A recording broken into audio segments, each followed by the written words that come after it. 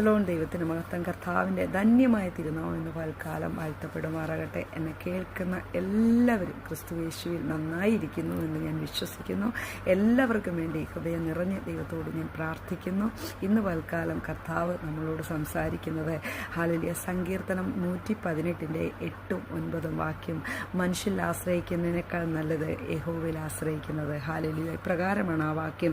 മനുഷ്യനിൽ ആശ്രയിക്കുന്നതിനേക്കാൾ യഹോവയിൽ ആശ്രയിക്കുന്നത് നല്ലത്, പ്രഭുക്കന്മാരിൽ ആശ്രയിക്കുന്നതിനേക്കാൾ യഹോവയിൽ ആശ്രയിക്കുന്നത് നല്ലത്. ഹല്ലേലൂയ. നമ്മൾ പലപ്പോഴും മനുഷ്യൻ്റെ സഹായത്തിന് വേണ്ടി, അല്ലെ മനുഷ്യൻ്റെ ആശ്രയത്തിന് വേണ്ടി, അല്ലെ മനുഷ്യൻ്റെ കരുതലിന് വേണ്ടി കാത്തിരിക്കുന്ന മനുഷ്യരാണ്. ഹല്ലേലൂയ. നമ്മൾ ഓരോരുത്തരും അങ്ങനെ തന്നെയാണ്.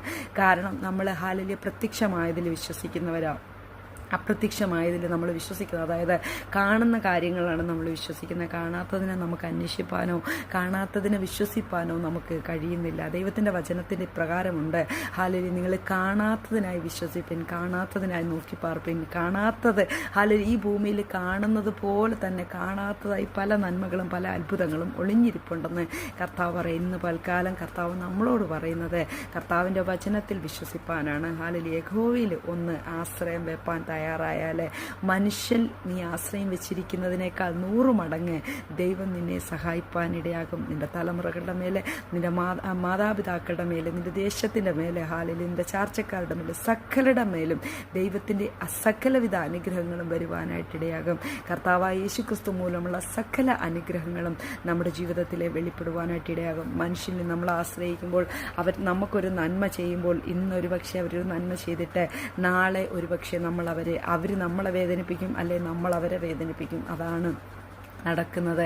ഹല്ലേലൂയ. എന്നാലേ ഒരു നന്മ നമ്മുടെ കയ്യിൽ കിട്ടിക്കഴിയുമ്പോൾ നമ്മളവരെ വാനോളം പുകഴ്ത്തി ഹല്ലേലൂയ അവർക്ക് ഭയങ്കരമായ ഒരു സ്ഥാനം നമ്മൾ കൽപ്പിച്ചു കൊടുത്തിട്ട് പിന്നെയും അവരുടെ സഹായത്തിനായിട്ട് നമ്മൾ കാത്തിരിക്കും. പലപ്പോഴും നമ്മൾ നിരാശ ആകാറുണ്ട്, അല്ലേ? ഹല്ലേലൂയ. ദൈവത്തിൻ്റെ വചനം പറയും, യഹോവയിലൊന്ന് ആശ്രയിക്കാവോ.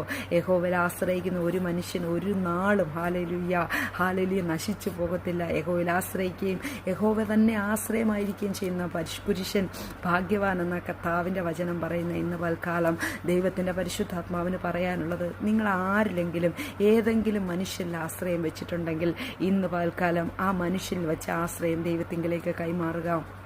നിങ്ങളുടെ എന്താവശ്യമാകട്ടെ, തലമുറകളുടെ വിഷയമാകട്ടെ, അല്ലെങ്കിൽ നിങ്ങളുടെ ഭവനത്തിൻ്റെ വിഷയമാകട്ടെ, അല്ലെങ്കിൽ നിങ്ങളുടെ സാമ്പത്തികമാകട്ടെ, ഏതാവശ്യമായാലും ഇന്ന് പാൽക്കാലം ഈ വചനം നിങ്ങൾ ഏറ്റെടുത്ത് പ്രാർത്ഥിപ്പാൻ തയ്യാറായാലേ, ഈ വചനത്തിൻ്റെ മുമ്പാകെ നിങ്ങളെ സമർപ്പിപ്പാൻ തയ്യാറായാലേ ദൈവത്തിൻ്റെ മഹത്വം ഈ ദിവസങ്ങളിൽ നിങ്ങളെ കാണുവാനായിട്ടിടയാകും. മനുഷ്യരിൽ ആശ്രയിക്കരുത്, പ്രഭുക്കന്മാരിൽ ആശ്രയിക്കരുത്.